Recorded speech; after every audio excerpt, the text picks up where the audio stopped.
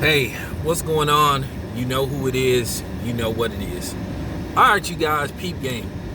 I'm gonna start doing some what if videos and asking the question, and I'm gonna pose it to anybody that follow my channel. We gonna start doing some what ifs, and then we might do what the end result would be. See, here's the thing. No matter how much they try to screw us over and harm us to a certain degree, they need a certain amount of us to be here. Because once again, this country can't function without the black dollar, and that's been proven. While everybody try to take credit for this country being as great as it is, basically, like I keep saying, America was built off the blood, sweat, and tears of slaves, black people. And let's just keep it 100. But I want to talk about something. Shout out to the brother Phil. Shout out to the brother Phil. His new channel is called African Dysphoria. That's a weird name, but that's a weird name. But I mean, at the end of the day, Phil, as I said, I've had my issues with Phil over the past, but like I said, I'm not gonna turn my back on him. He do some good things, and he's, at the end of the day, like I said, I have my issues with Phil, but he's trying. So it is what it is. But he talked about something that was very interesting the other day, and I'm gonna tell you something. I'm a simple dude. I'm the type of person, even if I was to become a millionaire or whatever, even a billionaire, I'm the type of dude, I would live simple. I wouldn't buy no gigantic 18-room mansion. For what? I'm not gonna have 18 people staying in my house at one time unless I plan on turning it into a mini hotel. Yeah. Then I would consider doing something like that. I'm the type of dude, at the very least, I would probably buy a 4 or 5 bedroom home and just call it a day. Real talk. I just don't believe in that kind of stuff. I don't believe in over flossing, because black people have this thing where we feel like we have to do certain things to keep up with other people. We have to feel like we have to buy certain things to prove we're just as good, when we don't need certain items to be good at what we do. The country functions based off us. That's just real talk. So when people say go back to Africa, I tell the people, well, we'll go back to Africa when all the white people that colonized South Africa get the fuck out of Africa. Then we'll go back. And I'm staying right here. I don't have to go, because how somebody gonna tell me to go somewhere and they stole this country from somebody? So no, I don't have to go because you say go. Like I said, stop going to Africa. For real. Stop going to the motherland. But now this is just real talk. I never believed in buying luxury cars and all that type of stuff, because that just wasn't my thing. Now, I'm not telling you don't buy a luxury car or whatever. If that's what you into, that's what you into. Me, that's not my thing. I just drive a regular, simple car, and I'll leave it at that. I got bad spending habits. I done worked on it. I done worked on it. I was always bad at saving money. Worked on it. That's what, what I'm saying. That's why I kind of, when I was trapping and shit, what I'm saying, I realized I do something for 4 or 5 years and the numbers ain't where it need to be. So it's like, okay, well, it's time to get out of this. Because at the end of the day, when you trapping, it's supposed to be a time limit, a time frame on that too. If you into the trap game, you want to make a certain amount of money, and then you get up out of it and you find a way to legalize the money the best way you can. So, sorry I digress a little bit. I just wanted to break some things down, give y'all some food for thought. But I saw something that was troubling. That just proves that, once again, man, this is why I tell people that ain't black or people that is black, don't tell me not to talk about racism when it's obviously being, endured, exercised in our face.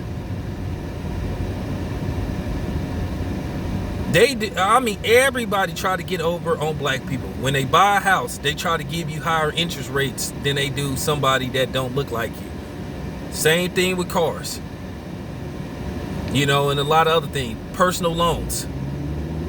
And if you think they don't go by color, you said it's been proven they go by color. That's why they ask you what's your nationality. They'll try to say, oh, we're just keeping the numbers up.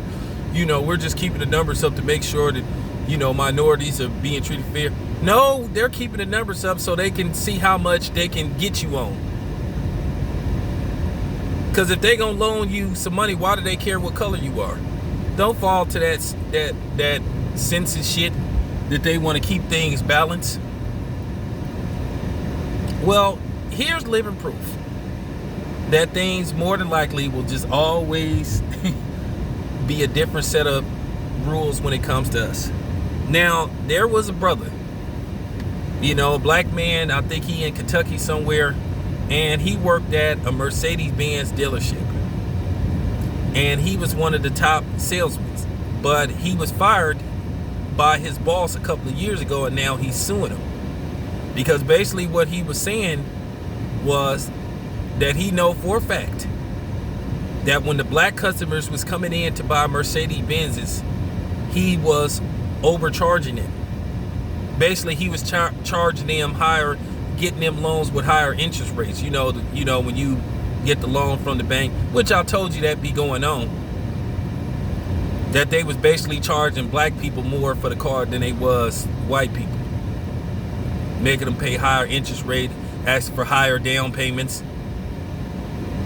Cause I seen them do that before. They'll try to say, oh, it's based off of credit. Because I know some of y'all that bought a car, you say, hey, I got $5,000 to put down. And then they'll say, you think you come with it? And that should be more than enough to get a car. Then they'll come and say, oh, do you think you could possibly come up with an additional $1,000 or $1,500? And then when you say, you know what, fuck this, I'm finna walk out the door, then they be like, whoa. No, they're just, salesman is just trying to get a bigger commission out of you. And now the funny part about it is when you go buy a car, I know this is in California. I don't know how it is everywhere else, but in California, if you put down more than $10,000 on a car, they try to check and see where the money came from. I used to tell people, if you're gonna buy a car, put down $9,000.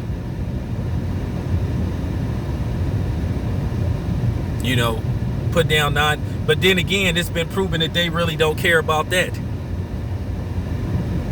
That law is aimed towards black people. Because they don't say nothing to no white dude when he put down $10,000-$15,000, but they sure want to check the black dude and see where his income came from. But nevertheless, this man said he was fired, and he said his boss was an extreme racist. Said he used the N-word several times. Heard him saying it. Now, first of all, to the brother, he should have reported him a long time ago. He should have quit. But I understand. You got to feed your family. I understand. Sometimes you have to put up with BS. Because where I work, I didn't have to put up with some of their racist practices. But he said he was one of the top salesmen, and he said the boss came over there and referred to him as his favorite N with the ER.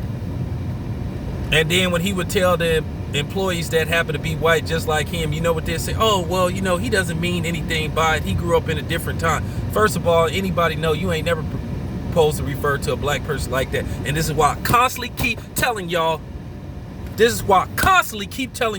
do not let people that are not black use that word around you. And that's why I'm so adamant about that. And I want to make this clear to the people that get mad, you know, the black people that got white friends that let them call them the N-word and say it in front of them. I'm not telling you not to be friends with a white person or Hispanic or Asian. What I'm saying is have enough self-respect for yourself not to allow them to say that around you. It's boundary lines when it comes to everything. For real, it's boundary lines when it comes to everything. We're not the same, and we need to stop trying to play that role that we're all the same. No, we're not. Because it's been proven that we all treat each other different or get treated different. That's been proven time and time again. And that's why I'm so adamant about not saying that word around mixed company and let mixed company refer to you like that. At the end of the day, we got to take our respect back. So no, I'm not telling you not to be cool with white people. I've never said that. I'm not telling you not to be friends with a white, but like I said, do an Asian person let you come in his house and call you the derogatory term for Asians? And the same thing with Hispanics. Do they let you call them the derogatory? No. Whether people like it or not, that was a word that was designed to demean us. Whether we turned it into a word of embracement and all that kind of stuff, that's a total another video, because I'm gonna address that in 2022 about whether we should be saying that at all. Because based off what's going on now, we really need to start looking at each other and taking accountability for some of the actions that we do. But nevertheless, let's get back to the brother. So basically the brother got tired of him doing that. So apparently he reported him for saying the N-word. Now keep in mind, his co-workers were saying that garbage about, oh, well, he grew up in a different time. So basically they saying it's okay for him to say that. See how a lot of them get down? How they think whatever they views is the correct way to view something.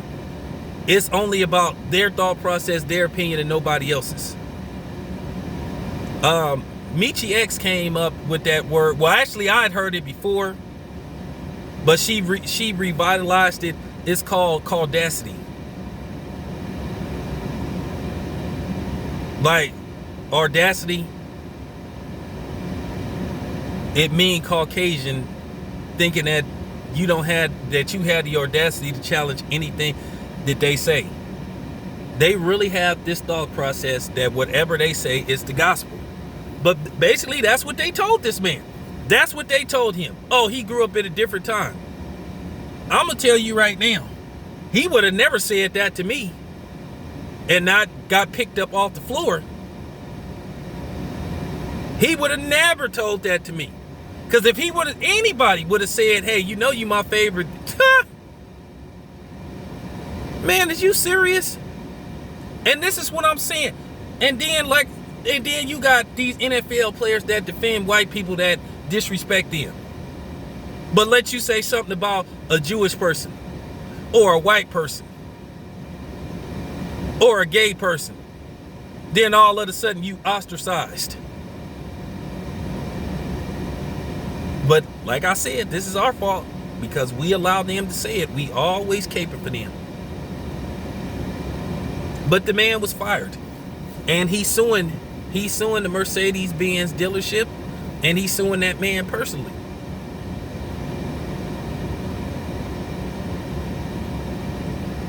Said the man used the N-word on several occasions. Several.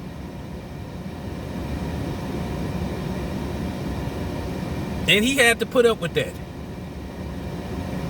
Me, myself, I would have probably tried to eventually look for another job, because I'm going to tell you now, ain't no white person go tell me I'm their favorite nigger. Straight up. Nobody. And still have their teeth. That's all I'm going to say about that. That was just, when I say that was deplorable, that was like, I mean, and then the employees is basically trying to justify that. Caudacity. But this is why, and like I said, I want to tell my black people, I'm not telling you to buy a Mercedes Benz or not to buy a Mercedes Benz, not telling you to boycott Mercedes, because at the end of the day, you're going to buy what you want to buy. But you notice when it comes to us, when we walk into those type of places, they pocket watching. Where you get the money. First thing they ask you, where you work at. It ain't, I mean, for real. I mean, you got to tell them, but then they like, where you get the money from? They just assume that you doing something illegal. They act like it's impossible for a black person to have a good job somewhere. But then again, a lot of times they don't give us the better jobs. Or they want to pay us less than what they pay our counterparts. So I'm just saying, I am not telling you, if you got a Mercedes Benz, I'm not telling you to get rid of it. If you thinking about going to the dealership to buy a Mercedes Benz, hey, that's you. I'm just not into that kind of stuff. Never have been. I just have never been into like luxury cars and stuff like that. Or just trying to keep up with everybody else. Like I said, I'm gonna tell you a quick story and I'm gonna end this video. I knew a brother like this is about 20 years ago. We was working this job. But, and I mean the job paid well, but at the end of the day, it was this brother, he got in over his head a little bit. Because he was trying to like keep up, it paid very well for the wages back then. It paid okay. But this brother, he went out and bought this car. He bought he bought one of them high-end like Mustangs and shit. When they first changed the body, when they changed the design, when they went from the 4.7 engine, but he bought the higher end. He bought the one with the damn near the 5 point, because at first they took the 302 engine out. So he went and bought this high-end Mustang. He bought this high-end Mustang. Okay, so he just was having trouble like paying the car note. Now keep in mind, this dude is like 21, 22. So that's another thing. They charge you by your age. Charge you by your age. So he under 25, so he paying a high-ass car note. He paying like, at this time, he paying like $500 and something a month. Then he paying an additional $200 for the insurance for full coverage. So, he bought that car. Yeah, he was catching chicks left after right. But the problem was, he was struggling to pay the car note, struggling to pay his rent, had to cut, you know what I'm saying? And he was one of them type of dudes, he liked to buy Jordans and all that kind of shit. And Jordans was still $100 and something at the time. They was like 110, 120. And he was struggling. He was struggling. Because he called himself trying to overextend. But to make a long story short, he ended up getting rid of the car and just buying a regular car. Because he called himself trying to keep up with the Joneses instead of him being himself. So, and it was funny. He did that for like 2 years, and then finally I seen it with something else. I said, hey man, what happened to the Stang? He say, man, I just couldn't afford it. Couldn't afford it. He just told me straight up. He said it just was costing too much. He said maintenance, all that stuff. So the moral of the story is, at the end of the day, man, we just got to, like, at the end of the day, man, it come a time where we got to stand up for ourselves, and we got to just call these people out, man. And at the end of the day, you don't need a Mercedes Benz to feel like you an important person. You don't need a high-end car to feel like you special. Because you should already feel that you special. You should feel like you better than the car. You can still, look, you could be a millionaire and drive like, a regular car. You could be a millionaire and drive a Honda Accord versus not being a millionaire driving a Mercedes Benz. As long as you know what you got, that should be all that matters. And that's been our biggest problem, trying to let everybody know what we might have or what we should have or what we capable of having. At the end of the day, it's only about impressing us and who we're with. This your boy Town Biz. I'm out.